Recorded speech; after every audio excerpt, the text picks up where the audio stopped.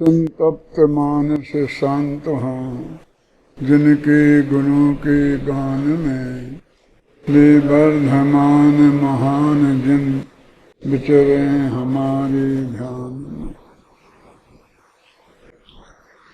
157 और 58वीं गाथा की टीका चल रही थी, है ना, जिसमें अपन यहाँ आ गए थे। विशेष प्रकार की 6 उपशम दशा में रहने वाले दर्शन मोहिनी और चारित्र मोहिनी रूप पुद्गलों के अनुसार परिणति में लगे होने से, शुभ उपराग को ग्रहण किया होने से जो उपयोग, ये उपयोग के विशेषण हैं सब हैं। जो उपयोग, जितनी अब पीछे बात की ना, तो वो सब उपयोग के विशेषण हैं।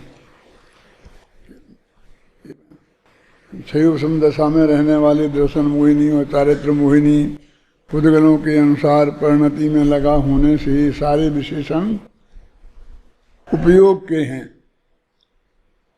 शुभ उपराग को ग्रहण किया होने से जो उपयोग परम भट्टारक महादेवादिदेव, अरहंत परमेश्वर और सिद्ध भगवान और साधु जनों की श्रद्धा करने में तथा समस्त जीव समूह की अनुकंपा का आचरण करने में प्रवृत्त है, वह शुभोपयोग है। सारी दुनिया के जीवों को उन्हें 2 भागों में बांटा। कौन कौन से 2 भाग हैं? एक अरहंत सिद्ध और उसके साथ में साधु जन, माने पंच परमेष्ठी, आचार्य उपाध्याय और साधु। एक और तो इनके प्रति श्रद्धा भक्ति इनकी, और दूसरे में फिर सारी दुनिया। अब इनकी तो श्रद्धा भक्ति, इनके प्रति ऐसा व्यवहार होगा हमारा, और बाकी सारी दुनिया का यदि कोई व्यवहार हमारे साथ होना है तो वो सिर्फ करुणा का होना है। क्योंकि एक द्रव्य दूसरे द्रव्य का तो करता है ही नहीं, तो कर तो कोई किसी का कुछ सकता ही नहीं है। अब ये है कि जो करुणा भाव रागी जीव की सहज वृत्ति है, अरहंत और सिद्ध भगवान के तो वो भी समाप्त हो जाती है। और साधुओं की करुणा बिल्कुल अलग टाइप की होती है।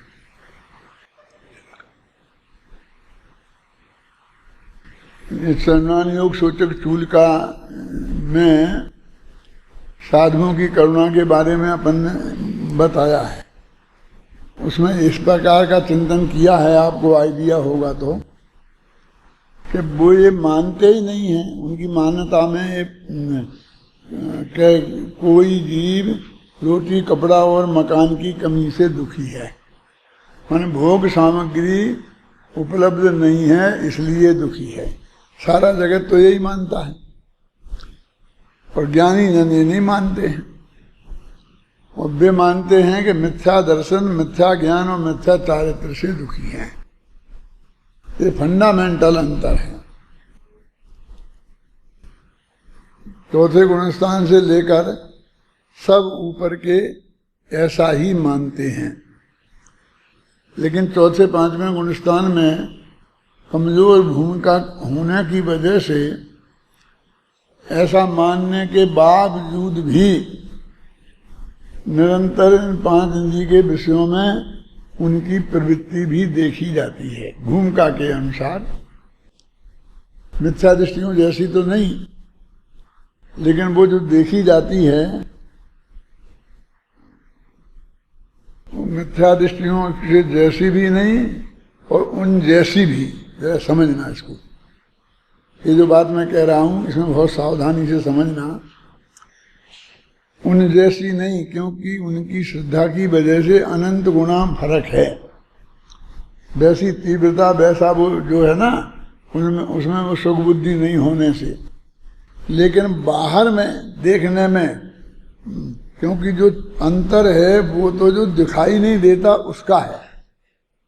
अब 5 इंद्रियों के विषय, खाना खाना, शादी विवाह करना, दुकानदारी करना, धंधा पानी करना, नौकरी करना, ये पांचवें चौथे पांचवें अनुष्ठान में देखी जाती है। तो इनमें क्या फर्क दिखाई देगा? क्या बाजार में बैठा एक सम्यक दृष्टि और एक मिथ्या दृष्टि जो बाजार में बैठे हैं और जो दुकान कर रहे हैं, तो उस दुकान में से कोई ग्राहक आगे पहचान सकता है कि ये सम्यक दृष्टि है, ये मिथ्या दृष्टि है? ऐसी उसकी परिणति में अंतर हो, परिणति में अंतर तो होगा, अंदर की गृद्धता में अंतर होगा पैसे के प्रति, लेकिन वो जो बाहर का व्यवहार तो वो पूछेगा कि ये किताब कितने की है, तो देख के बताएगा 25 रुपए की है। वो मिथ्या दृष्टि भी बताएगा, जो कीमत उस पर लिखी है, मैंने किताब का नाम जानबूझकर इसलिए लिया कि बहुत सी चीज़ें तो बिना कीमत लिखी होती है ना, सब्जी मंडी में जाओ तो, और भी अनाज रोजीना भाव बदलते रहते हैं, इसलिए कोई कम ज़्यादा भी बता सकता है। लेकिन जो ऐसी चीज़ें हैं कि जिनकी रेट पहले से निश्चित है और उस पर लिखी होती है और रेट के हिसाब से ही वो बिकती हैं, कोई कमीशन वमीशन देवे स्पेशल किसी को तो अलग बात है। लेकिन आप दवाई लेने जाते हो तो बाजार में तो 25 दुकानें हैं, किसी भी दुकान पर जाओ, सम्यक दृष्टि की पे, चाहे मिथ्या दृष्टि पे, चाहे अनुभूति की पे, उस दवाई के पे जो रेट लिखा होगा वो पैसा मांगेगा आपसे। किसी को कोई 10-5% कमीशन दे देता है क्योंकि वो हमेशा उसके यहाँ से लेता है, ज़्यादा दवाइयाँ लेता है, वो उसकी बात छोड़ देना। तो वो अंतर सम्यक दृष्टि मिथ्या दृष्टि का नहीं है कि वो सम्यक दृष्टि कमीशन दे देगा और मिथ्या दृष्टि नहीं देगा। तो आप समझे ना कि बाहर के व्यवहार सब एक से। अब मिथ्या दृष्टि भी ऐसा है जो क्रियाकांड में कहीं सम्यक दृष्टि से भी ज़्यादा है, मतलब उसका शुद्ध सात्विक है, तो वो भी नहीं खाएगा आलू जमीकंद, शुद्ध सात्विक भोजन करेगा, पानी छान के पिएगा, रात्रि भोजन नहीं करेगा, तो सम्यक दृष्टि में भी होगा, अनुवृत्ति में भी होगा। तो इनमें क्या अंतर दिखाई देगा? लेकिन अंतर की गृद्धता में अनंत गुणा फर्क है। अनंत गुणा कह रहे तो कोई कल्पना की बात नहीं है, अनंतानुबंधी कषाय है ना, अनंत गुणा माने अनंतानुबंधी कषाय से पुष्ट। तो इसलिए जो मैंने कहा कि अंतर भी है और अंतर नहीं भी है, बाहर से ऐसा देखने में अंतर नहीं आएगा। दूसरा ये भी कारण है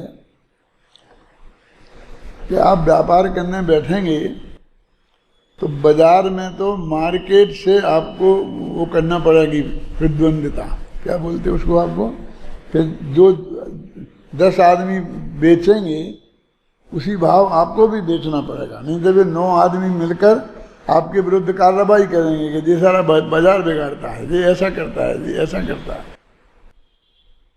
मेरा मतलब समझे ना? अरे बाजार में प्रतिद्वंदिता होती, बोली लग करके अनाज वगैरह खरीदते हैं ना व्यापारी, तो आपको बोली ही लगानी पड़ेगी और आपके नाम पे बोली टूटेगी तो ही आपको माल मिलेगा, नहीं तो नहीं मिलेगा। जिसके नाम टूटेगी वो मिलेगी, तो उससे तो प्रतिद्वंदिता ही करनी पड़ेगी ना। जवाहरात का काम लेके बैठोगे तो वो माल को देख करके ही आपको बताना पड़ेगा कि हम इस भाव ले सकते हैं कि इस भाव दे सकते हैं। ऐसे ही सब करते हैं। मेरे कहने का मतलब ये है कि उनसे कुछ अलग हटके कुछ विशेष बात नहीं होगी। वो जो आदर्श उदाहरण होते हैं 2-4, वो सिर्फ उदाहरण के लिए ही होते हैं। मैं ऐसा नहीं कहना चाहता हूं कि वे समझदारी के नहीं होते हैं, लेकिन बात तो ऐसी है। जैसे एक उदाहरण आता है, देखो समझना, बहुत सावधानी से समझना, दुरुपयोग मत करना कहीं, नहीं तो पिट सकते हो। इसलिए कहता हूँ कि श्रीमद के सामने कोई समय साल लेके आया और उनने देखी तो उन्होंने उसको ये कहा ये तो गजब का शास्त्र है, और खोबा भर के रत्न दे दिए। क्या उनकी फिल्म में भी दिखाया उनने और अपन लोग भी कहते हैं, तो ये सत्य हो सकती है। रत्नों को खोवा भर के देने का मतलब समझते हो? अरबों रुपए के होते खो। असली जो रत्न हैं, जो नकली नहीं हैं, असली जो रत्न हैं उन्हें खोवा भर रत्न होना, उनके पास थे खोवा भर रत्न। मेरा मतलब समझिए ना, ये बहुत महंगे होते हैं, करोड़ों रुपए के होते हैं। उनने वो दे दिए, उनके पास थे भी उतने, और जो भी दे दिए होंगे तो वो कोई समझदारी का काम है? उसको उनको कुछ बहुत से बहुत कुछ देने का भाव आया था ना, तो नगद पैसा देते ना जो उसके काम आते। वो रत्न तो बाजार में बेचने जाएगा ना तो कौड़ी के भाव बिकेंगे, दूसरे जो जवेरी लूट लेंगे उसे। वो क्या जाने, वो क्या समझे कौन क्या कैसे जाएगा। उनकी एक कप चाय नहीं पी सकता उन रत्नों से वो। और वो घटना घट भी गई होगी तो वो कोई ऐसी आदर्श घटना नहीं है कि मैं भी अपनी जा करके गुल्लक में से उठा करके और वो आगे कोई भी दे दूंगा तो मेरी समय सार की महिमा आएगी। समय सार को पढ़ने से, अध्ययन करने से, गहराई में जाने से, जीवन समर्पित करने से वो समय सार की महिमा है। तो आप कहेंगे साहब क्या बात करते हो, कहाँ इतने रत्नों, कहाँ है तुम्हारा जीवन उन रत्नों से कम है। एक उन्हीं श्रीमद् रायचंद्र ने एक मनुष्य भव की कीमत कितनी है इसके बारे में क्या लिखा, ऐसा लिखा ना, वो कितना अनंत चक्रवर्तियों की संपदा से भी अधिक मूल्यवान है जिसका एक समय ऐसी ये मनुष्य पर्याय। तो अनंत चक्रवर्तियों की संपदा से तो श्रीमद् की वो रत्न थे वो चक्रवर्ती की संपदा के बराबर होंगे। तो तुमने अपना जीवन समर्पित किया है ना, तुम और सब लौकिक पढ़ाई छोड़कर, जबकि तुम जानते थे कि हमारे इतने बढ़िया नंबर हैं तो हम कोई जाएंगे तो बहुत पैसे मिलेंगे, ऐसी नौकरी हमको मिल सकती है, ऐसा मोटा मोटा आइडिया तो आज बच्चे को है कि नहीं है, हैं? और उसके आपके अंदर में रुचि थी और तीव्रता से रुचि थी कि हमको जैन दर्शन समझना है, तो आप आए हैं। तो मैं पूछता हूँ कि आपका समर्पण क्या छोटा है? आपने अपने इस मनुष्य भव के 5 बरस दिए हैं, वो उन रत्नों से कम कीमती हैं। इसमें कितने चक्रवर्तियों की संपदा लग जाएगी दांव पे, बोलो। वो है ना, एक समय में इतने चक्रवर्तियों की संपत्ति से भी ज्यादा मूल्यवान है। तो ये मनुष्य भव की एक एक क्षण की कीमत है कि नहीं है, बोलो, है कि नहीं? तो मेरे कहने का मतलब आदर्श हैं, अच्छे हैं, उदाहरण देके महिमा होती है, आहा भी लोग करते हैं, लेकिन जब विवेक से विचार करते हैं तो वो कहते हैं ना, वो ये बात तो बहुत अच्छी है लेकिन ये वो कौन उस तर्क की तुला पर खरी नहीं उतरती है। क्या समझ गए? इसमें हिंदी में अंग्रेजी में तुम्हारी क्या कहेंगे, तर्क की तुला पर वो खरी नहीं उतरती है, माने वो जीवन में व्यवहार्य नहीं है, वो अपनाने लायक नहीं है, वो ऐसा आदर्श नहीं है कि जिसे हम अपनाए जाएं। पर इतनी ही बात है कि तुम्हें इसकी बहुत महिमा होनी चाहिए, और वो महिमा अकेली रत्नों से ही नहीं होती है, हैं? इस देश में 1.25 अरब से ज्यादा मनुष्य रहते हैं, तो कितने लोगों के पास रत्न है? आधा परसेंट तो है ही नहीं। लाखों में एक आदमी के पास कोई रत्न कभी देखा होगा उसने, नहीं तो देखे ही नहीं है रत्न असली। ये जो दोसी मोसी पहना देते हैं तो सब नकली हैं, ये कांच के टुकड़े हैं। क्या है? ये तो ऐसे हैं। मैं एक मिनट की बात सुनाता हूँ कि अमेरिका में एक LA करके शहर है, लॉस एंजलिस, तो उसमें एक हीरे जवाहरात की दुकान थी। तो वो लोग बोले कि चलो इस पर चलें और अपन खरीदें। तो भाई ने भी कहा कि चलो अपन भी देख लेते हैं। मैं कहा रत्नों की दुकान है LA की, अपन क्या रत्न अपन अपने पास कहाँ क्या है कि जो अपन रत्न खरीदेंगे? नहीं, वो अपने पास जितने पैसा है उतने में भी मिलता है बढ़िया हार। क्या? वो अमेरिकन डायमंड का मिलता है। अमेरिकन डायमंड समझ गया, मैंने बिल्कुल नकली वो उनका मिलता है। तो वो रत्न तो नहीं है। अब कहने को तो वो दुकान वही है, इतना वहाँ गए तो उनने देख करके सब जैसा के देख दाख कर पसंद किए। तो वो आदमी तो हिंदुस्तानी ही था बेचने वाला। उसने कहा आप कहाँ से आए? कि हिंदुस्तान से। अच्छा हिंदुस्तान से आए तो आप यहाँ से क्यों खरीद रहे हैं? आप जो हिंदुस्तान में ही खरीद रहे ना, ये तो हमारे यहाँ मद्रास से आते हैं, वो मद्रास में बनते हैं वे सब मेरे डायमंड, उनकी फैक्ट्री यहाँ मद्रास में है। मद्रास समझ गए, चेन्नई। तो तुम वहीं से खरीद लेना। ये बटन है, ये बटन लगे होते हैं हीरे वीरे के बटन। तो हमें कहा कि यहाँ अच्छे मिलते हैं, तो हम भी गए दुकान पे।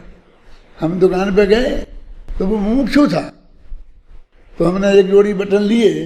दो चार जोड़ी ले लो। मैंने कहा नहीं भाई साहब, हमको कहाँ रत्नों का एक जोड़ी बहुत है पैसे।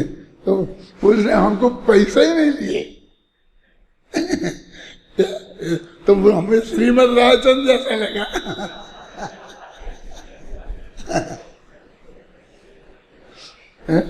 क्यों? सारा खेल दुनिया का ऐसा है, समझ में? मतलब महिमा वाचक शब्द अलग होते हैं और वस्तु स्वरूप के निरूपक शब्द अलग होते हैं। ये अंतर हमारे समझ में आना चाहिए। और जब वो उसकी महिमा बताई जाती है तो महिमा होने देना, उसका मतलब विरोध करने की जरूरत नहीं है। लेकिन पोस्टमार्टम तो होना ही चाहिए। इसमें कोई श्रीमद रायचंद्र की निंदा तो नहीं है। उनने तो जो कुछ भी दिया होगा, उनने कोई तुम लोग उसकी महिमा करो इसके लिए थोड़ी दिया होगा। कोई बात करेगा ऐसी उनने कभी कल्पना भी नहीं की होगी। उनके पास जो चीज होगी उस वक्त हाथ में, जैसे मान लो वो समय साल 100 रुपये का था, उस समय 100 रुपये से कम का नहीं आता होगा, क्योंकि हाथ लिखित होते थे और वो लिखवाने में बहुत वो खर्चा होता था। तो उन्होंने उसको 500 रुपये की चीज़ दे दी होगी। वो जो रत्न होंगे, जैसे अपन रत्न खोबा भर बोलते हैं, वो 500 रुपये से ज़्यादा के नहीं होंगे। मेरा मतलब समझे ना? तो इतना हमको समझना चाहिए कि उन्होंने जो असली कीमत से कई गुनी कीमत दे दी। आया समझ में ना? ऐसा तो ये ऐसे ही विवेक से हमको निर्णय करना चाहिए। दो अपन ने अभी क्या बात कर रहे थे? सारे दुनिया के जीवों को 2 भागों में बांटा। अभी दुनिया को नहीं, वो तो अपन जीव के नाम से बांटते हैं ना। संसारी जीवों को नहीं, दुनिया के सब जीवों को 2 भागों में बांटा। तो एक में रखे पंच परमेष्ठी और दूसरे में रखे सारी दुनिया। और पंच परमेष्ठी के साथ हमारा भक्ति भाव का नाता है। वे हमारे किस काम के हैं कि हम उनकी भक्ति करें, बस इस काम के हैं। और तो कुछ करते नहीं। जैन धर्म में भगवान कुछ देते नहीं, लेते नहीं, करते नहीं, किसी का भला बुरा करते नहीं। तो अपने किस काम के रहे भगवान? फिर हम उनकी भक्ति करें तो इसी काम के रहे ना। तो भक्ति से तो जो मिलेगा ना वो, अरे ये तो तुमने वो शुभ भाव मिलेगा, शुभ भाव होगा तो पुण्य बंधेगा। तो तुमने भगवान की इज्जत मिट्टी में मिला दी। माने पुण्य जैसी है चीज को का संबंध तुम भगवान से जोड़ रहे हो। तो हमारे पास ऐसा कोई उपाय नहीं है कि वो पुण्य हमें ना मिले, इसलिए हमको लेना पड़ेगा। लेकिन वो कोई उनकी महिमा की बात नहीं है। आप पढ़ते हैं ना रोजाना, पुण्यम समग्र महमेक मना जो होमी। उसका अर्थ तो समझते होंगे, बताया होगा आपके अध्यापकों ने आपको। उसका सीधा सच्चा अर्थ है पुण्यम समग्रम। माने समग्रम माने संपूर्ण, पुण्यम माने पुण्य, संपूर्ण माने जो अभी तक मेरे पास था वो, और अभी जो आपकी पूजा करने से मैंने कमाया है कि कमाऊंगा वो सब हो गया ना। समग्रम पुण्यम। एक मना, माने उसमें कोई ऐसा नहीं कि मैं थोड़े मन में है कि दूं कि नहीं दूं, दूं कि नहीं दूं। एक मन से, माने बिल्कुल निस्वंद भाव से मैं, और जोहोमी, एक मना जोहोमी, मैं एक मन से होमता हूं। होमने का अर्थ तो समझते ही हो आप। माने भगवान तुम ये मत समझना कि मैं तुम्हारे दरबार में आया हूं सो पुण्य कमाने आया। ये है, ये कह रहे हैं मैं तो पुण्य को जला रहा हूं कि भाई साहब ये तो पाप को जलाने की जगह है, पुण्य को क्यों जला रहे हैं? तो वो कहते हैं कि नहीं, पाप यहाँ पाप है कहाँ? पाप तो मैं घर ही छोड़ के आया हूं। जब घर से मंदिर को चला था तो पाप भाव तो उसी वक्त छूट गया था। हर होता नहीं, दिष्टम जनेन्द्र भवनम भवतापहारी, संसार का ताप का हन करने वाला जिनेन्द्र का भगवान का भवन दिखाई दिया। तो यहाँ मैं नहीं पाप माप जलाने नहीं आया हूँ, मंदिर को अपवित्र नहीं करूँगा मैं, लेकिन समग्रम पुण्यम, पुण्य कमाने नहीं आया हूँ। जो सब लोग पुण्य कमाने की भावना बात करते हैं ना, तो उन्होंने पहले ही कह दिया कि ये मूल संघ के सम्यक दृष्टियों की पूजा है। कहाँ लिखा? सब बोलते हैं एक साथ, मुझे कुछ सुनाई। मूल संग के सम्यक दृष्टि, तिनके पुण्य कमावन काज, करो जिनेश्वर की यह पूजा, धन्य भाग्य है मेरा। अब जरा उसको संस्कृत का बोलो। बोल तस्में ज्वलत विमल केवल बोध बन। ये थोड़ी बुलवाना उसका, जो पुण्य कमावन काज बोल रहे ना तुम, पुण्य कमावन काज है ना, सुदृष्ट मूल संग सुकृताम सुकृतैक हेतु, जैनेन्द्र यज्ञ विधिरेक। मूल संग के एकमात्र सुकृत का हेतु, इसमें सुकृत है, कमावन कहाँ है? मुझे अनुवाद में बहुत गड़बड़ है, ये बताने में रहा हूं मैं आपको। उसमें सुकृत एक हेतु, उस सुकृत का एकमात्र हेतु है, माने वो उससे पाप नहीं बनेगा, उससे मोक्ष भी नहीं होगा, केवल सुकृत है, अच्छा काम है। आप समझ गए ना, पुण्य है। मैं पुण्य कमाने नहीं आया हूं, क्योंकि वहां तो लिखते हैं मैं सारा पुण्य जो होमता हूं, तो परस्पर विरुद्ध हो गया ना। लेकिन जिन लोगों ने ये पुण्य कमावन काज लिखा, उनने वहां भी मिट्टी पलीत कर दी है। हाँ, पुण्य पुण्य जोहोमी है ना, जोहोमी का अर्थ तो होमना होता है ना। होमने का अर्थ तो अग्नि में जो धूप जो होमते हैं वो डालते हैं घी में, वही होता है ना, जानते हो ना अच्छी तरीके से। तो उसे मैं जलाता हूं आपके सामने, क्लियर है ना। अब पढ़ो आप हिंदी का। करूं समस्त पुण्य आह्वान, आह्वान है, जो उन्हीं का अर्थ आह्वान होता है। तुम संस्कृत के विद्वान हो, मैं सारे पुण्य को बुलाता हूं, पुण्य को बुला रहे हो, आह्वान करना है कि जलाना है। तो यानी उनको वो जचा, पुण्य को जलाना नहीं जचा, सुकृत को भी उन्हें पुण्य को कमाना ही लगा। मैं जानता हूं पुण्य बंद होगा, लेकिन मैं पुण्य बांधने नहीं आया। मैंने आपको नमस्ते की है, अपने गुरु जी की सेवा की है, उससे पुण्य बंधेगा। लेकिन हे गुरुदेव, ये आप पक्का समझना कि मैंने पुण्य कमाने के लिए आपकी सेवा नहीं की है। ये तो मैंने बिल्कुल आपके प्रति मेरी श्रद्धा और भक्ति है, उसके लिए मैंने आपकी पूजा की। दोनों में अंतर समझ में आता है ना। और अंतर हम समझते हैं कि नहीं। हमारे घर में ही हमारा विद्यार्थी हमारे पैर दबा रहा है उसमें, और हमारा एक नौकर हमारे पैर दबा रहा है जो बाजार से आया है, जो 200 रुपया लेगा और हमारे घंटे पैर दबाएगा। दोनों में फर्क है कि नहीं है? है ना। वो हमारे से 200 रुपया लेने के लिए पैर नहीं दबा रहा है। उसके हृदय में हमारे प्रति जो आस्था है और वो देख रहा है कि हमें तकलीफ है, तो उसने उसका भाव आया है। वो यहाँ आप समझ गए ना, वो भाव आना चाहिए आज दुकान में। मुझे कई दफे विकल्प आता है कि मैं लिख दूँ इस काव्य में, फिर कहाँ कहाँ माथा मारोगे, क्यों? फिर वो होता है कि उनका था अच्छा था, वो बढ़िया था, अभी फिर अच्छा बढ़िया बताओ।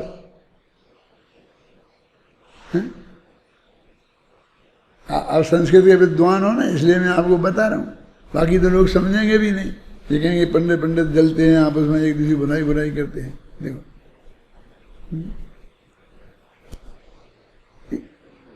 कैसे कहाँ कहाँ ऐसे ऐसे कई जगह है, इन पूजनों में कई जगह है जो लोगों ने बदल दी है ना। पुण्य पाप सब नाश के, ज्ञानवान प्रकाश, नहीं जची है। पुण्य नाश के कैसे? पुण्य भी नाश के, गले ही नहीं उतरती है।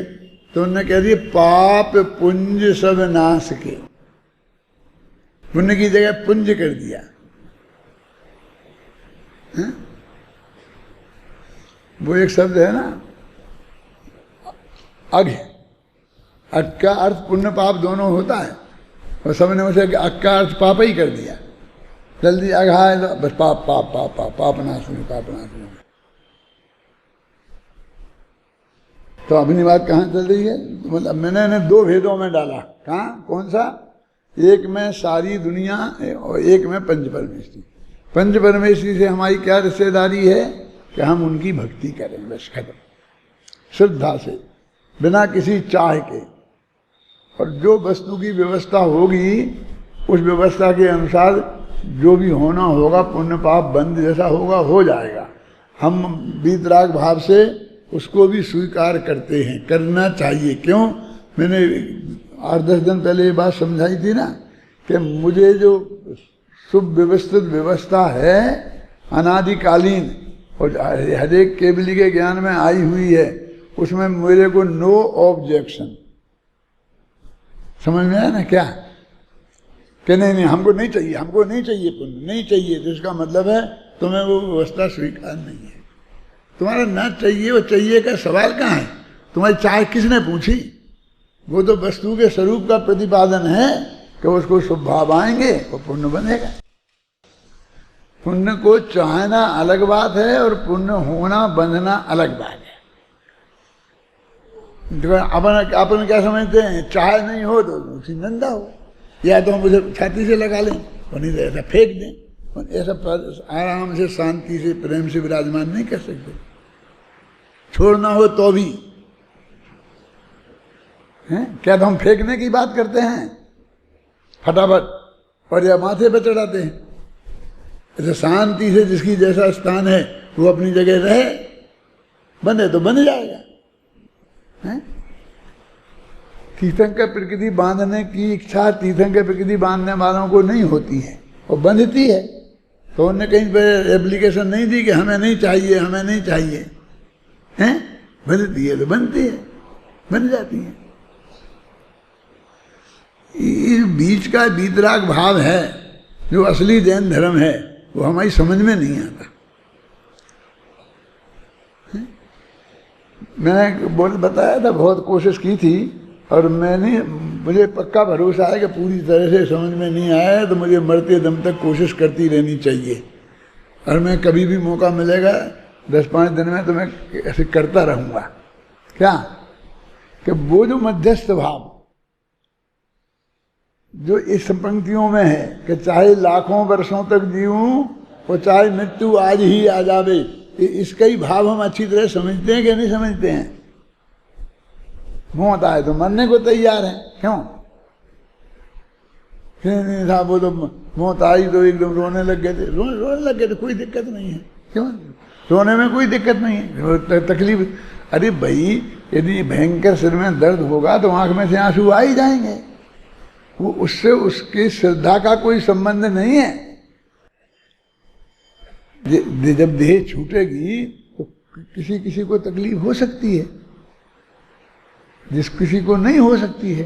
तो कोई कहे कि वो जिसको तकलीफ हुई वो पापी था, जिसको तकलीफ नहीं हुई धर्म, ऐसा कुछ नहीं है।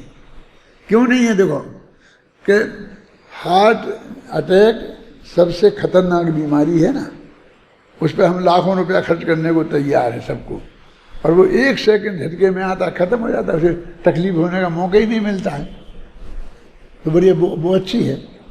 और एक जैसी बीमारी है जो चमड़ी की बीमारी होती है, सारा शरीर सड़ जाए लेकिन मरता नहीं है आदमी इस बीमारी से। एक अभी महाराज थे, क्या नाम था, धर्मभूषण जी, वो कांजी स्वामी का ही पूरा साहित्य पढ़ते थे और अपन लोगों से बहुत वात्सल्य भाव रखते थे। उन्होंने एक जगह तो प्रतिज्ञा ले ली थी कि ये पंच कल्याणक तभी होगा जब डॉक्टर भारत लाएंगे, और वो मुझे समाधि मरण लेना है तो उनसे पूछो, वे बताएंगे जो मैं करूँगा। मैंने बहुत अच्छे, मैं उनकी निंदा नहीं कर रहा हूँ, लेकिन मैं उनके सारा शरीर में ये चमड़ी की बीमारी हो गई थी, समझ लो सारा शरीर सड़ गया था। अब क्या क्या नाम बीमारी के मैं नहीं जानता हूँ, एक एक पोर पोर में भयंकर दर्द है ना, और हार्ट बढ़िया, किडनी बढ़िया, लीवर बढ़िया, माथा बढ़िया, सारे अंग एकदम एवन। और ये अंग खलास हो तो मौत आती है। ये चमड़ी के बीमारी से कुछ नहीं होता। अभी बहुत लोग उनके पीछे पड़े थे कि आप समाधि मान ले लो। क्यों? कि आपको बहुत तकलीफ है, आपको ले लेना चाहिए। और वे कहते थे कि मेरे से राय जानना चाहते थे, तो मैं तो कहता कैसे कैसे कैसे ले सकते हैं, ये मरने की स्थिति ही नहीं है। मरने की स्थिति होए कैलाश जी तब तो ले सकते हैं ना समाधि, आप समझ गए ना। तो लोग मुझे ऐसा समझते थे कि जैसे मैं उनका शत्रु। मेरा मतलब आप समझ गए क्या, कि ये तकलीफ, आंख में आंसू आना, रोना मोना, ये कुछ नहीं है, ये तकलीफ का परिणाम है। ये इसकी श्रद्धा को थोड़ी बताता है। क्या कि आप वो बिल्कुल शांति से ऐसा मर गया और वो एकदम रोते रोते मरा, उसके आंख में आंसू ही टपक रहे थे। अब आंख में आंसू, अंदर में रंज मात्र भी रंज ना हो, तकलीफ ना हो, तो भी आंख में ऐसी तकलीफ हो सकती है कि उसमें आंसू टपके तो क्या कर रहे हैं क्या। पर एक आदमी ऐसा भी हो सकती है बिल्कुल तकलीफ हो ही नहीं।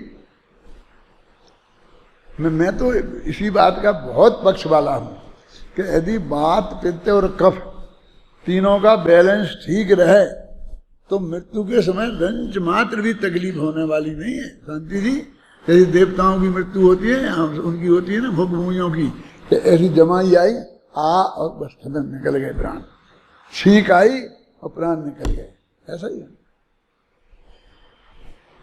बिल्कुल। ये नियम नहीं है कि मरते वक्त तो तकलीफ सबको होती ही है, हो सकती है, अधिकांश को ऐसा देखने में आता है, वो बातें अलग हैं, लेकिन जरूरी नहीं है। इसलिए जब मैंने समाधि की बात करता हूं तो मैं बार बार उस वक्त की आलोचना करता हूं कि हमने ये रो रो करके तो तेरे को कौन दुख है, मृत्यु में भूत सब इतना घबरा दिया है कि लोग समाधि मरण का नाम सुनते ही भाई आए राम जी, मैं तो ठीक है, मैं तो ठीक है, उसे घबराने लगे। समाधि मरण से घबराने की जरूरत नहीं है, वो तो अपने लिए बहुत बढ़िया चीज है।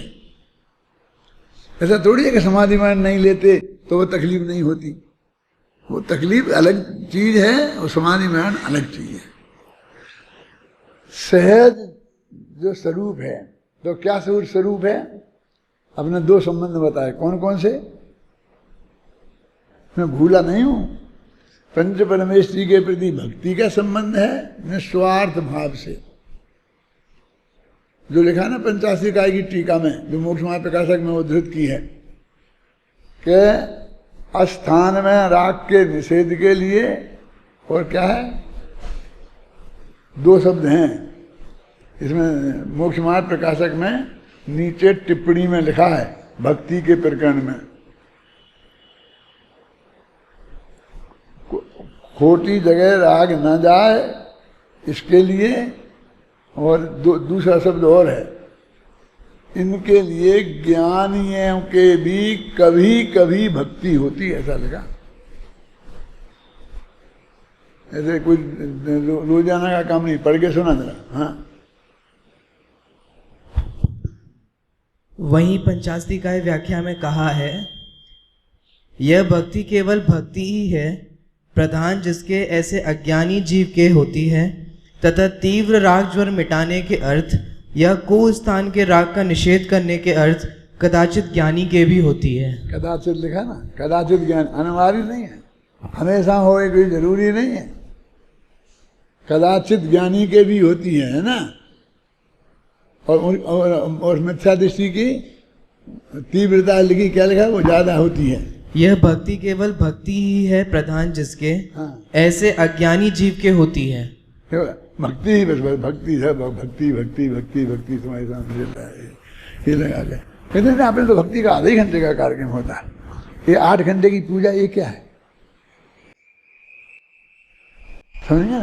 तो ये जो है ये इसके लिए ज्ञानी के भी होती है, तो उसे कोई ऑब्जेक्शन नहीं है, उसे पुण्य भी बन जाएगा तो ज्ञानी को ऑब्जेक्शन नहीं है, लेकिन वो पुण्य के लिए भक्ति नहीं करेगा।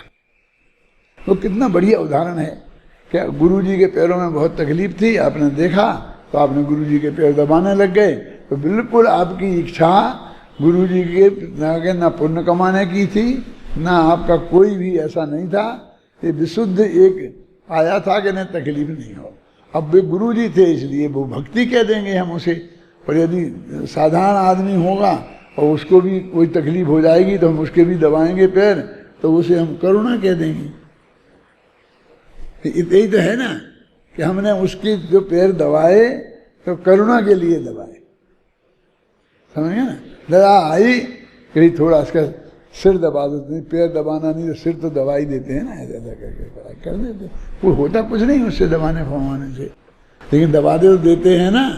तो उसको ये कह रहे कि वो क्या क्या कह रहा, भक्ति और उनके लिए करुणा, और हमारे 2 ही संबंध हो सकते हैं, भक्ति भी राग रूप है और करुणा भी राग रूप है।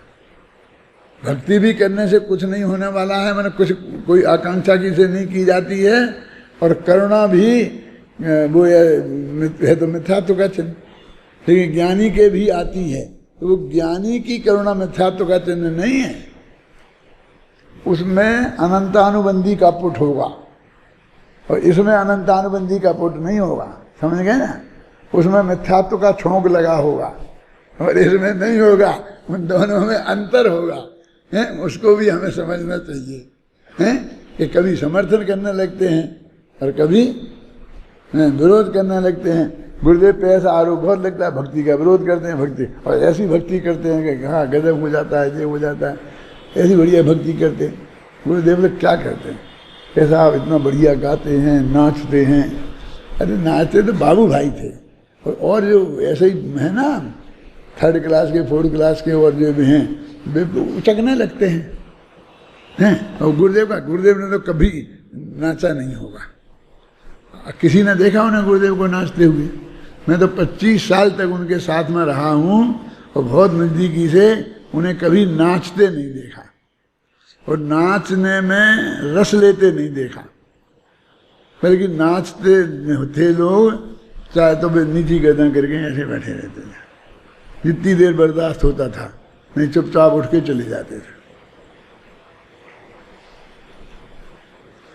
क्या माने गुरुदेव को हम कौन सा आदर्श माने हैं? गुरुदेव कौन है? जैसा वो सोनगढ़ की भक्ति देखो तो सोनगढ़ की देखो, और सोनगढ़ की माने गुरुदेव की।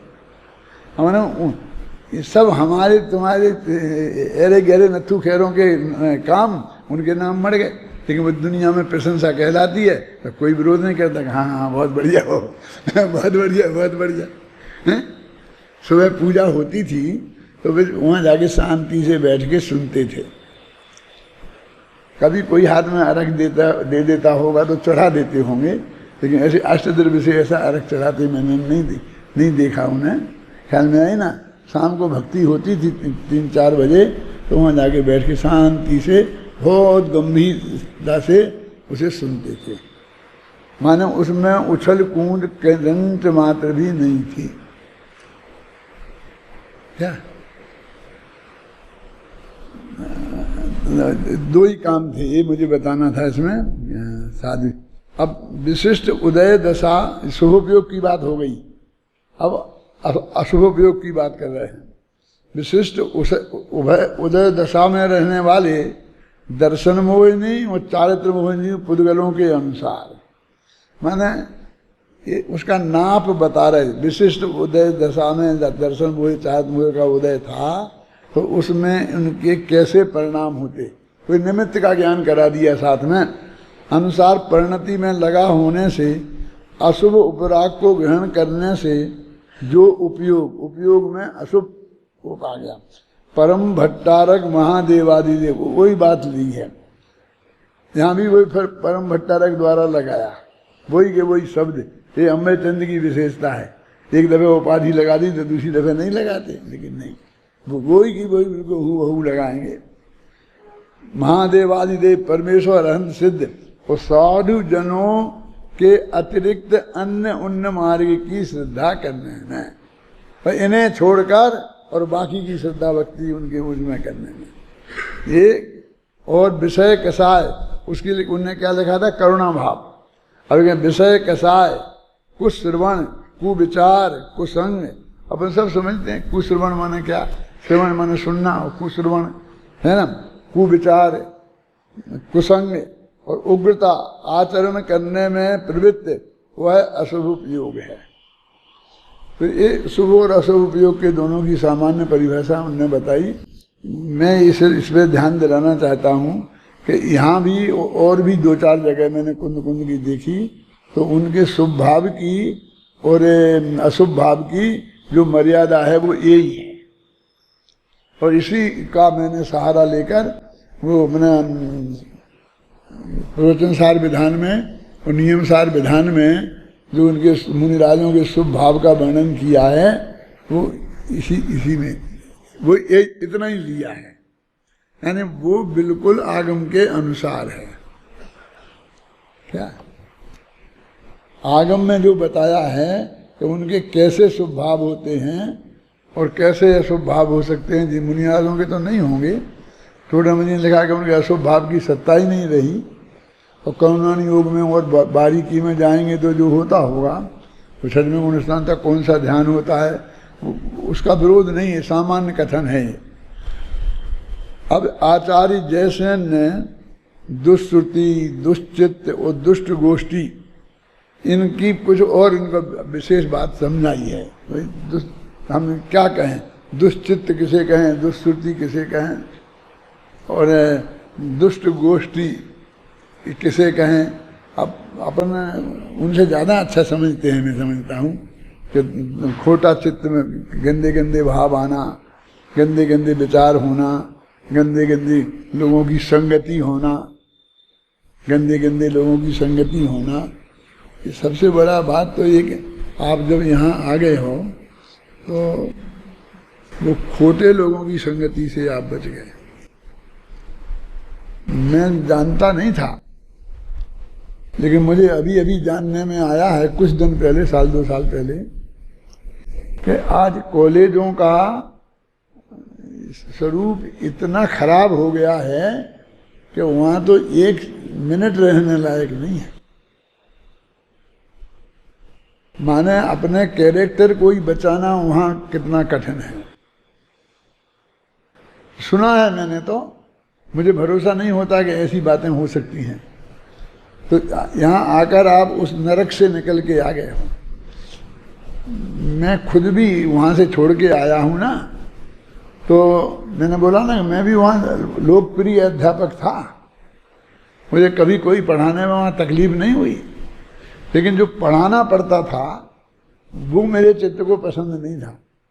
पढ़ाने में मास्टर तो था, और सब मुझे आता है, कभी कभी आप लोगों को भी सुना देता हूँ, बता देता हूँ, है ना।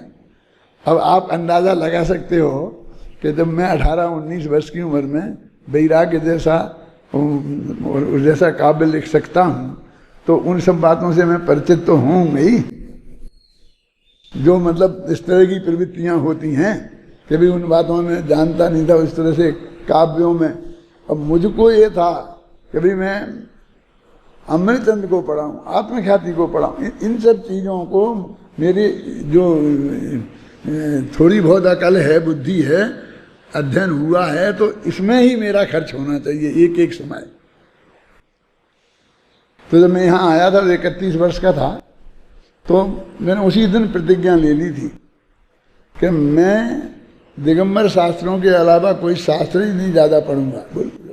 संदर्भ के लिए देख लेना, पढ़ लेना वो अलग बात है, लेकिन जैसे अपना आद्योपांत स्वाध्याय कर रहे हैं, पढ़ रहे हैं, मैं नहीं पढ़ूंगा, वो पढ़ाऊंगा भी नहीं। यहाँ उस वक्त श्वेतांबर साधु बहुत आते थे और वो चाहते थे कि उन्हें पढ़ाने के लिए कोई आए, और पढ़ाने के लिए गाड़ी भेजते थे, और जो भी मांगो वो पैसा देने को तैयार है।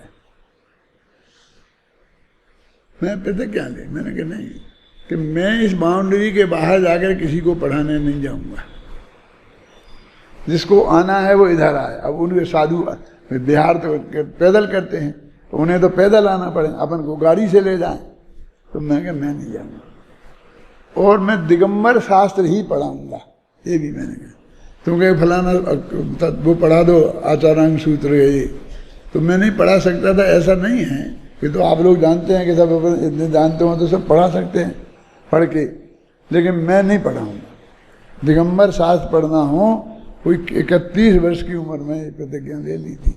यहाँ एक दफे बहुत पीछे पड़े थे, तो तब वीर सागर यहाँ था, तो मैंने वीर सागर को भेजा फिर कि भाई तू जाकर उन्हें पढ़ा, और खाली वो महीना 2 महीने जाके चौमासे में पढ़ा के आया था किन्हीं महाराजों को उनके, लेकिन मैं नहीं, क्योंकि मेरे उसमें मन ही नहीं लगता। मैं इसमें समय खराब करूं। अब मैं इसके लिए कि मुझे श्वेतांबर आचार्य को पढ़ाना है और बहुत बड़ा नाम होगा, तो उसके लिए मैं फिर श्वेतांबर ग्रंथों को पढ़ूं, गहराई से पढ़ूं। ऐसा तो मेरे से होता नहीं है कि भाई ऐसा हल्का फुल्का चाय जैसा पढ़ा दिया, मैं तो उसको पूरी गहराई में जाकर के पढ़ाता हूँ ना। तो ये तुम बहुत बहुत बड़े नरक से बच गए हो, तुम कल्पना तुम्हें नहीं है। कभी जब तुमको किसको मनुष्य भव की महिमा आएगी ना, तब तुमको उसका अंदाजा लगेगा। अभी तो पछतावा भी हो सकता है, वहाँ जाते तो कैसे बन जाए, क्या बन जाते है ना। अब उसकी ज़्यादा कहानी किससे कहने से कोई फायदा नहीं है। जरा जयसेनाचार्य को पढ़ लेना चाहता हूँ मैं। शुद्धात्म तत्व की प्रतिपादक श्रुति, इसको वो श्रुति कहते हैं। शुद्धात्म तत्व की चर्चा जिसमें हो, माने जिनवाणी माने आगम, ये है सुश्रुति। श्रुति माने है ना, शुद्धात्म तत्व की प्रतिपादक श्रुति सुश्रुति है, जिनवाणी सुश्रुति है, आगम सुश्रुति है। ऐसा भी लगा सकते हो, शुद्धात्म तत्व का प्रतिपादक जिनवाणी सुश्रुति है, शुद्धात्म तत्व की प्रतिपादक आगम सुश्रुति है। तीनों में लगा सकते हो पूरे विशेषण, समझ गए ना। और उससे विपरीत दुश्रुति है बस, अथवा मिथ्या शास्त्र रूप श्रुति दुश्रुति है। ये बनारस के कैलाश चंदी वगैरह विद्वान इधर आए, यहाँ पर अपन ही बुलाते थे उनके लिए, आप लोगों को पढ़ाने के लिए कुछ विषय न्याय शास्त्र वगैरह का पढ़ाएं।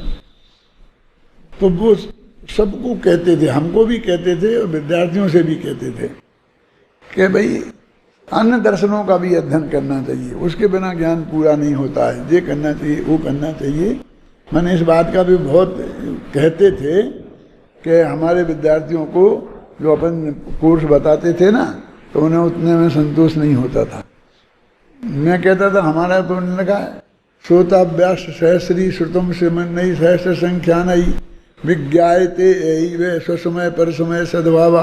अकेली अष्टसहस्री पढ़ो और हजारों शास्त्र पढ़ने से क्या फायदा, अकेले इसके पढ़ने से स्वमत का व परमत का ज्ञान हो जाएगा। तो हमको तो उतना ही ज्ञान कराना है जो हमारे न्याय शास्त्रों में परमत का खंडन है, उतना। मोक्षमाया प्रकाशक का 5वां अध्याय पढ़ लें बस खत्म। उसमें जो परमत की जितनी बातें आई हैं, खंडन किए हैं, हमारे विद्वान के लिए पर्याप्त है। शांति जी, मेरी धारणा अभी भी ऐसी है और तब भी थी। और वो ये कहते थे कि नहीं, उनकी किताबें उनकी सबको पढ़ना चाहिए। अब ये तो अपने यहाँ तो स्पष्ट दुश्रुति लिखी ना, तो अगर श्रद्धा से पढ़ो ये परम सत्य है तो दुश्रुति कहलाएगी, ये बात भी ठीक है। लेकिन हम क्यों अपना समय खराब करें? हमारा काम बहुत शांति से चलता है, समझे नहीं आप? मेरा मतलब ये है कि हमने जितना भी परमत का और सोमत का हमें ज्ञान है पर्याप्त है, उससे ज़्यादा की जरूरत नहीं है। जितना न्याय व्याकरण का ज्ञान है वो भी पर्याप्त है। टोडामल जी ने कहा ना कि बाकी फिर अपना अध्यात्म का करो। मोक्षमा प्रकाशक में मार्गदर्शन किया है ना, थोड़ा बहुत न्याय व्याकरण का ज्ञान अवश्य होना चाहिए, फिर थोड़ा ये करना चाहिए। तो मैं अपने पे कहता हूँ कि हमारे लिए पर्याप्त है। अब हम क्यों करें? हम क्यों उसमें माथा मारें?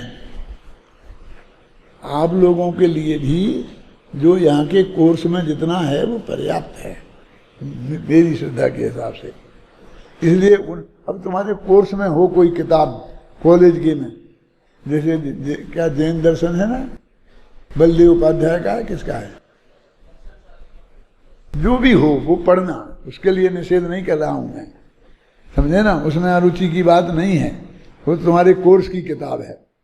लेकिन फिर भी हम सारी दुनिया को पढ़ते रहें, अपनी जिंदगी मनुष्य खराब करते रहें, उससे क्या फायदा है? वो टोडरमल जी के हिसाब से जितना है वो पर्याप्त है ना? देखो, चिंता रहित होकर आत्मा में लीन मन वो सुचित्त है, और उस आत्मलीनता का विनाश करने वाला मन दुश्चित्त है। अथवा स्व और पर के इच्छित काम भोग की चिंता रूप परिणत रागादि अपध्यान दुश्चित्त है। परम चैतन्य परिणति को नष्ट करने वाली संगति दुष्ट गोष्ठी है। अथवा परम चैतन्य परिणति के विरोधी कुशील पुरुष आदि की गोष्ठी ये दुष्ट गोष्ठी है। तो ये निश्चय और व्यवहार दोनों ही हो गए, समझे ना? एक खोटी संगति है। दुष्चरित्र लोगों के पास साथ में रहना एक मिनट भी ये अपने लिए अच्छा नहीं है, ख्याल में है ना? और ऊपर लिखा ना क्या, चैतन्य परिणति को नष्ट करने वाली संगति दुष्ट संगति है। अपने जो अपनी असली श्रद्धा का विषय है, देखो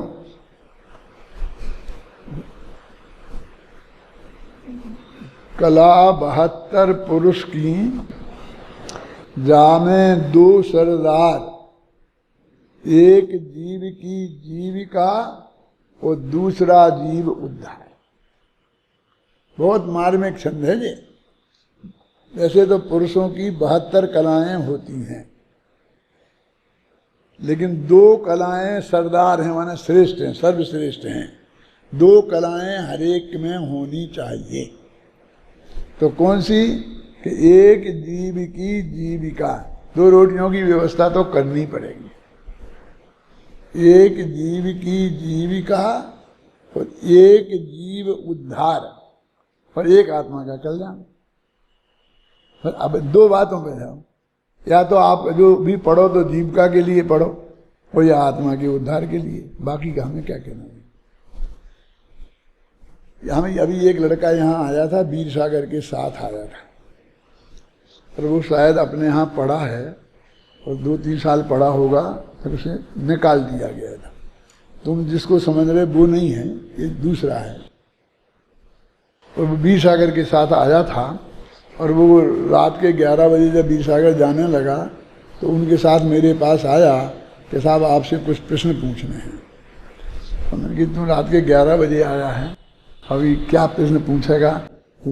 तुम 3 बजे दिन के आ मेरे पास, तो मैं तेरी को बात करूँगा। तो वो ज़्यादा आग्रह करने लगा, वीर सागर भी सिफारिश करने लगा। मैंने कहा ये मेरी रात खराब करेगा। और मैंने कहा मेरा अभी, मैं 12 बजे के पहले नहीं सोता हूँ, लेकिन मेरा कार्यक्रम है, मैं घूमता हूँ, पढ़ता हूँ, जो भी मेरा है सुनिश्चित है, मैं इसे नहीं दे सकता। तो उसने, वीर सागर ने उसे समझाया कि तुझे यदि बात करनी है तो तू रुक जा। वो दिल्ली जाने वाला था उनके साथ, और कल दोपहर में दादा के पास 3 बजे आ जाना, और तेरे से बात करेंगे तुम्हें। वो 3 बजे आया, वो तुम्हारे मतलब की बात है इसलिए सुना रहा हूँ, और कोई मतलब नहीं। तो उसने ये सब बातें यहाँ वहाँ की लोग मुझे पागल समझते हैं, ऐसा समझते हैं, ये करते हैं, मैं ये अध्ययन करना चाहता हूँ, मैं ये करना चाहता हूँ, मैं ये करना। बहुत बहुत शांति जी तुमसे भी मिला होगा, नहीं तुम समझ गए सबसे भी। और वो कहते बीर सागर को भी ऐसी बातें करता होगा, उनके पास पढ़ता है, परीक्षाएं भी दी हैं, मतलब कोई एकदम ऐसा नहीं था। तो मैंने उसको बहुत शांति से समझाया। वो बात मैं तुमसे कहना चाहता हूँ कि बेटा, एक तो तुम्हारी ड्यूटी ये है कि तुम एक ऐसा अध्ययन करो, ऐसी डिग्री लो कि जिससे तुम्हारी आजीविका स्वतंत्र हो जाए। ये तुम्हारे शादी मादी तो उसकी हुई नहीं थी, माँ बाप भी तुम्हें अनंत काल तक नहीं खिलाएंगे, और ना उनके भरोसे पे उन पे बोझा डाल के लेना चाहिए। अपनी आजीविका की व्यवस्था खुद करो और खुद रोटियां बना के खाना सीखो, और फिर आत्मा के कल्याण और ये सब बातें जो तुम कह रहे हो बाद में है। मैंने कहा हम तुम लोग ऐसे पागल ही होते हैं। उसे कहा कि जो एक जगह लग गए तो लग जाते हैं, और ये सब लोगों को ऐसा लगता है कि जी तो यही नहीं करता, ये नहीं करता। तो तुम्हारी पराधीन वृत्ति तुम छोड़ो। ये तुम्हारी ये सब चीजें जो जगत को नापसंद है, तुम कहते तुम्हारे माँ बाप को भी नापसंद है, तो वो दूसरों के भरोसे नहीं चल सकती, समाज के भरोसे भी नहीं चल सकती कि हम तो चदरा ओढ़ लेंगे तो बराबर समाज तो हमारे खाने पीने की व्यवस्था करेगी। समाज भी फिर तुम अपने हिसाब से चलाती है, ऐसा नहीं समझना कि तुम चाहे जैसा अध्ययन, चाहे जैसा प्रवचन, चाहे जैसा करो और फिर समाज रोटियां खिलाएगी, धोखे में मत रहना। और उसे मैंने बहुत शांति और प्रेम से समझाया, तो मुझे खुशी इस बात की उसकी समझ में आ गया। उसने कहा दादा आपकी बात मेरी समझ में आ गई और मैं जरूर ऐसा ही करूँगा। तो तुम्हें ये सब परीक्षा के समय पे आगे परीक्षा ही नहीं देना, ये नहीं करना, ये नहीं करना, ऐसा नहीं। जिस चीज से भी तुम्हें आजीविका मिले, इतनी स्वतंत्र आजीविका कि तुम अपनी व्यवस्था कम से कम कर सको, कि दूसरों के भरोसे नहीं रहो। तो यही सिद्धांत, एक जीव की जीविका और दूसरा जीव उद्धार, ये मैंने उसे समझाया। तो यही बात मैं आप लोगों से कह रहा हूँ कि ये आजीविका के संबंध में तुम्हें जो करना होगा, अभी भाग्य की बात है। हमारे और तुम्हारे भी महापुण्य का उदय है कि पहले 1000, 10,000, 5,000 रुपये की नौकरी नहीं मिलती थी ये पंडितों को, विद्वानों को, पर अभी तो लाख लाख की मिलती है। एजुकेशन में कितना पैसा आ गया है। जिन मास्टरों को 5-10 हज़ार मिलते थे उनको अब 80-90 हज़ार मिलते हैं। इतनी गवर्नमेंट ने बढ़ा दी तनख्वाहें, तो गवर्नमेंट में सबको नौकरी बहुत मिलती है, उसके हिसाब से समाज में कोई बढ़ानी पड़ेगी, बढ़ा ही रही है। मेरे कहने का मतलब ये है कि सबसे बढ़िया समय है ये जैन धर्म के गहरा अध्ययन करने के लिए, और इसमें दोनों प्रयोजन सिद्ध होते हैं। कौन कौन से? एक जीव की और दूसरा जीव उद्धार। और वो जीव की, वो जीव का हमारा इसी में हो, वो पाप नहीं है। क्योंकि कोई भी आदमी जीविका के लिए 8 घंटा दूसरा काम करेगा तो वो थक जाएगा, तो वो आत्मा के कल्याण का और जैन धर्म की सेवा का काम उतनी ताकत से नहीं कर सकता। और आपका जो मूल टाइम है काम का, वो भी इसमें ही लगे, तो इसमें जैन दर्शन का भी बहुत कल्याण है और अपना भी कल्याण है। और आप लोग कोई फिर भी आप त्यागी तपस्वी हो, क्यों कि आप वो और अच्छी मिल सकती थी, इंजीनियर बनते तो उससे भी ज़्यादा आपको आजीविका का साधन मिल सकता था। तो वो लोग छोड़ के आप आए हो तो भी आप की प्रतिष्ठा उससे कम नहीं है। मेरे कहने का मतलब कि जो आप कर रहे हो उसमें हीन भावना नहीं रखना। क्या कहीं मेरे कोई धर्म की आजीविका, ऐसे बहुत अभागे लोग हैं जिनने ऐसा सोचकर अपनी जिंदगी खराब कर ली। उनने जिंदगी मनुष्य भव की जो अभी चक्रवर्तियों के समान बताई थी मैंने कीमत, शांति जी, उनने 10-50 लाख रुपया में बेच दी। वो पढ़ने पढ़ाने में लग गए, मेरा मतलब समझ गए ना, दूसरे कामों में लग गए। आखिर आपने वो हिंदी पढ़ाओ संस्कृत, वो कॉलेज में संस्कृत पढ़ाओ और उससे तनख्वाह लो, तो वो तो धर्म नहीं है, वो तो पाप नहीं है। और आत्मख्याति पढ़ाओ और उससे लो तो पाप हो जाएगा, खराब हो गया। ऐसा कहाँ का न्याय लाए? है ना बुद्धि का अधीन है। एक किताब छपाई हमने प्रेस में, तो जो लोक की किताब हमने छपाई उससे जितने पैसा लिए, और फिर धर्म की किताब छपाई तो उसमें कागज लगेगा ना, छपाई लगेगी ना, मजदूर लगेगा ना, तो उसे मजदूरी देनी पड़ेगी ना, है? तो यदि हम वो किताब 100 रुपये में छापते हैं और ये हमने 90 में छापी, तो हमने बहुत बड़ा उपकार किया है। हमने इससे कोई कमाई नहीं की है, ये हमारा वो नहीं हो गया इसमें पाप। जैसे ही हमारा जिस श्रम से हम जो और काम करके जो पैसा ले सकते थे, और धर्म के काम में उससे ज़्यादा हमने श्रम करके और उससे कम पैसा लिया, इसलिए उसमें हीन भावना की रंच मात्र भी बात नहीं है। धर्म के कल्याण के लिए भी और अपने कल्याण के लिए भी दोनों अत्यंत उपयोगी है। बहुत पवित्र भाव से, बिल्कुल निश्चिंत भाव से कि हम कोई हल्का काम नहीं कर रहे हैं, ना कर रहे हैं ना करेंगे। आप समझे ना? और जो जैसा आपका जीवन है वो बहुत पवित्र जीवन है, उसकी पवित्रता हम कायम रखें, ये सबसे आवश्यक है। चलो।